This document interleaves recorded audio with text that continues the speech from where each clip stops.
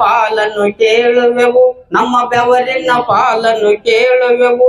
ತುಂಡು ಭೂಮಿಯಲ್ಲ ಒಂದು ದೇಶವಲ್ಲ, ಇಡೀ ಭೂಗೋಳವನ್ನೇ ಕೇಳುವೆವು, ಇಡೀ ಭೂಗೋಳವನ್ನೇ ಕೇಳುವೆನು. ನಾವು ಬೆವರನ್ನು ಸುರಿಸಿ ದುಡಿಯುವ ಜನ, ನಮ್ಮ ಬೆವರಿನ ಪಾಲನ್ನು ಕೇಳುವೆವು, ನಮ್ಮ ಬೆವರಿನ ಪಾಲನ್ನು ಕೇಳುವೆವು. ತುಂಡು ಭೂಮಿಯಲ್ಲ ಒಂದು ಭೂಗೋಳವನ್ನೇ ಕೇಳುವೆವು, ಇಡೀ ಭೂಗೋಳವನ್ನೇ ಕೇಳುವೆವು. ನಾನು ಡಾಕ್ಟರ್ ಕಿರಣ್ ಕಮಲ್ ಪ್ರಸಾದ್, ಜೀವಿಕಾ ಜೀತ ವಿಮುಕ್ತಿ ಕರ್ನಾಟಕ ರಾಜ್ಯ ಸಂಚಾಲಕ. ನಾವು ಹಲವಾರು ಬೇಡಿಕೆಗಳನ್ನಿಟ್ಟು ಈ ಕಾರ್ಯಕ್ರಮವನ್ನು ಆಯೋಜಿಸಿದ್ದೀವಿ. ಪ್ರಮುಖವಾಗಿ ಕರ್ನಾಟಕ ಸರ್ಕಾರ, ಕೇಂದ್ರ ಸರ್ಕಾರ ಜೀತ ಕಾನೂನು ಅದಕ್ಕೆ ವಿರುದ್ಧ ಹೋಗುವ ರೀತಿಯಲ್ಲಿ SOP ತಂದಿದೆ, ಅದನ್ನು ಹಿಂಪಡೆಯಬೇಕು ಅಂತ ಅದನ್ನು ಬಲವಾಗಿ ಪ್ರತಿಪಾದಿಸಿದ್ದೀವಿ.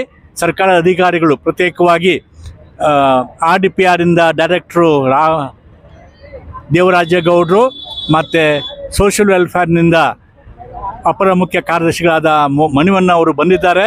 ನಮ್ಮ ಎಲ್ಲ ಬೇಡಿಕೆಗಳನ್ನು ಸರ್ಕಾರದ ಮುಂದೆ ಇಡ್ತೀವಿ. ಪ್ರತ್ಯೇಕವಾಗಿ ಮುಖ್ಯಮಂತ್ರಿಗಳು, RDPR minister, social welfare minister ಅವರ ಮುಂದಿಡ್ತೀವಿ ಭರವಸೆ ಕೊಟ್ಟಿದ್ದಾರೆ. ಮತ್ತು ಪ್ರತ್ಯೇಕವಾಗಿ 27ಕ್ಕೆ ಸಮಾಜ ಕಲ್ಯಾಣ ಇವರು ಅಪರ ಮುಖ್ಯ ಕಾರ್ಯದರ್ಶಿಗಳ ಕಚೇರಿಯಲ್ಲಿ ವಿಸ್ತೃತವಾದ ಚರ್ಚೆ ಮಾಡಿ ಕರೆದಿದ್ದಾರೆ. ಆದ್ದರಿಂದ ನಮ್ಮ ಎಲ್ಲ ಬೇಡಿಕೆಗಳನ್ನು ವಿಸ್ತೃತವಾಗಿ ಸರ್ಕಾರ ಗಮನಕ್ಕೆ ತೆಕ್ಕೊಳ್ತಂಥ ಆಸೆ ಇದೆ. ಆ ಒಂದು ದೃಷ್ಟಿಯಲ್ಲಿ ಅದು ಆಗುತ್ತೋ ಇಲ್ವೋ ಅದು ನಮ್ಮ ಕೈಯಲ್ಲಿಲ್ಲ. ಆದರೆ ಇವತ್ತು ಏನು ಜನರು ಸೇರಿದ್ದಾರೆ ಇಡೀ ಕರ್ನಾಟಕ ಮೂಲೆಗಳಿಂದ, ಅವರಲ್ಲಿ ಶಕ್ತಿ ತುಂಬಿದೆ, ಅವರಲ್ಲಿ ಒಂದು ಹುರುಪು ಬಂದಿದೆ. ಮತ್ತು ಪ್ರತ್ಯೇಕವಾಗಿ ಭೀಮಾಶಂಕರ್ ಅವರು ಕೂಡ SCP TSP ಯೋಜನೆಯಲ್ಲಿ ಏನು ಅನ್ಯಾಯ ಆಗ್ತಾಯಿದೆ ಅದರಲ್ಲಿ ಪೂರ್ತಿ ಲಾಭವನ್ನು ದಲಿತರು ಪಡೆಯಬೇಕು ಎಂಬುದನ್ನು, ಮತ್ತು ನಾವು ಕೂಡ ಜೀವಿಕ ಜೊತೆ ಬೆಂಬಲಕ್ಕೆ ಕೈ ಜೋಡಿಸ್ತೀವಿ ಅಂತ ನಮಗೆ ಬಲ ಕೊಟ್ಟಿದ್ದಾರೆ. ಅವರ ಸಂದೇಶ ಕೂಡ ಎಲ್ರಿಗೂ ಮುಟ್ಟಿದೆ ಅಂತ ತಿಳ್ಕೊಂಡಿದ್ದೀನಿ. ಆ ದೃಷ್ಟಿಯಲ್ಲಿ ನಮ್ಮ ಇವತ್ತಿನ ಈ ಕಾರ್ಯಕ್ರಮ ಬಹಳ ಯಶಸ್ವಿಯಾಗಿದೆ. ಅದನ್ನು ಹೋರಾಟ ಇವತ್ತು ನಿಲ್ಲೋದಿಲ್ಲ.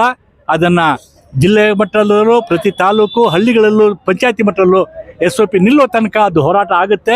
ಅಲ್ಲಿ ಬಹುಶಃ ಇಲ್ಲಿ ನೆರೆದಿರುವ ಎಲ್ಲ ಜಿತಾಳ ಮುಖಂಡರು, ಕಾರ್ಯಕರ್ತರು ಆ ಛಲ ಪಣ ತೊಟ್ಟಿದ್ದಾರೆ ಅಂತ ಧೈರ್ಯ ಇದೆ. ಆ ರೀತಿಯಲ್ಲಿ ಇವತ್ತಿನ ಕಾರ್ಯಕ್ರಮ ತುಂಬ ಯಶಸ್ವಿಯಾಗಿದೆ.